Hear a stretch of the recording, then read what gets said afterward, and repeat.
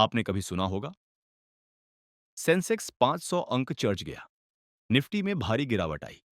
लेकिन क्या आप जानते हैं कि ये सेंसेक्स, निफ्टी और शेयर बाजार असल में होते क्या हैं? आज हम शेयर बाजार, एनएसई, बीएसई, सेंसेक्स और निफ्टी को बिल्कुल आसान भाषा में समझेंगे। पार्ट एक, स्टॉक मार्केट क्या है? स्टॉक मार्केट यानी शेयर बाजार एक ऐसा डिजिटल प्लेटफॉर्म होता है जहां कंपनियों के शेयर खरीदे और बेचे जाते हैं। अगर आप किसी कंपनी में हिस्सेदार बनना चाहते हैं, तो आप उसके शेयर खरीदते हैं। इस प्रक्रिया को शेयर मार्केट में निवेश करना कहा जाता है। एक आसान उदाहरण से समझते हैं। मान लीजिए एक कंपनी है जिसका नाम है आमरस, जो मध्य प्रदेश में मैंगो जूस बनाती और बेचती है। कंपनी का बिजनेस अच्छा चल रहा है, लेकिन वह अपना प्रोडक्ट पूरे भारत में फैलाना चाहती है। परंतु कंपनी के पास इतने बड़े विस्तार के लिए पर्याप्त पैसा नहीं है। तब कंपनी का मालिक तय करता है कि वह अपनी कंपनी को शेयर बाजार में लिस्ट करेगा और शेयर बेचकर पैसा जुटाएगा। इसके लिए कंपनी का मालिक आवश्यक दस्तावेज तैयार करता है और अपनी कंपनी को एनएसई या बीएसई में रजिस्टर कराता है। यहाँ कंपनी की वैल्यूएशन की जाती है और उसी के आधार पर शेयर का प्राइस तय करके शेयर जारी किए जाते हैं। जब जनता उन शेयरों को खरीदती है, तो आम लोग उस कंपनी के हिस्सेदार बन जाते हैं। यही शेयर मार्केट है, जहां कंपनियों के शेयर खरीदे और बेचे जाते हैं। अब आमरस कंपनी के पास करोड़ों रुपए आ जाते हैं, जिससे वह नई फैक्ट्रियां खोलती है, मार्केटिंग करती है और पूरे देश में अपना बिजनेस फैलाती है। यहीं से आता है शेयर मार्केट का असली खेल।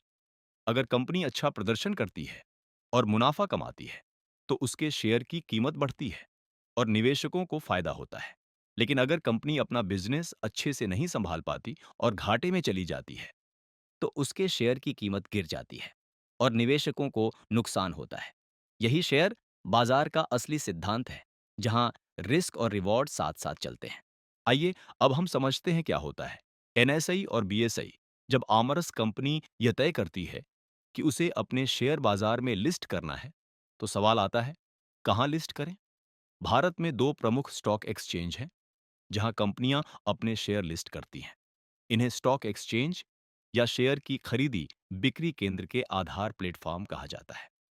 बीएसई, बॉम्बे स्टॉक एक्सचेंज, यह भारत का सबसे पुराना स्टॉक एक्सचेंज है, जिसकी शुरुआत 1875 में हुई थी। एनएसई, नेशनल स्टॉक एक्सचेंज, इसकी स्थापना 1992 में हुई थी और आज यह भारत का सबसे बड़ा स्टॉक एक्सचेंज है। कई कंपनियां एनएसई और बीएसई दोनों में एक साथ लिस्ट होती है, बस शेयर के प्राइस में थोड़ा अंतर हो सकता है। सेंसेक्स और निफ्टी क्या होते हैं? अब बात करते हैं सेंसेक्स और निफ्टी की, जिन्हें आप अक्सर न्यूज़ चैनल और अखबारों में देखते सुनते होंगे। सेंसेक्स बीएसई में लिस्टेड टॉप 30 कंपनियों के प्रदर्शन का औसत होता है। इसे एक उदाहरण से समझते हैं। मान लीजिए रिलायंस, टाटा, इन्फोसिस जैसी 30 बड़ी कंपनियां बीएसई में लिस्टेड हैं।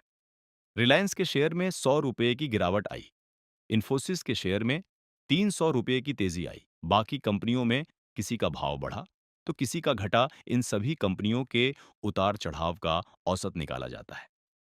अगर यह औसत पिछले दिन से ऊपर होता है, तो कहा जाता है सेंसेक्स चढ़ा। अगर यह औसत नीचे होता है, तो कहा जाता है सेंसेक्स गिरा। निफ्टी क्या दिखाता है? इसी तरह निफ्टी एनएसई में लिस्टेड टॉप 50 कंपनियों के औसत प्रदर्शन को दिखाता है। कंपनियों के शेयरों में जो हलचल होती है, उसी के आधार पर निफ्टी ऊपर या नीचे जाता है।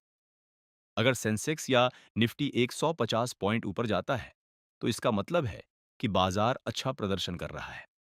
अगर नीचे जाता है, तो इसका मतलब है कि बाजार में कमजोरी है।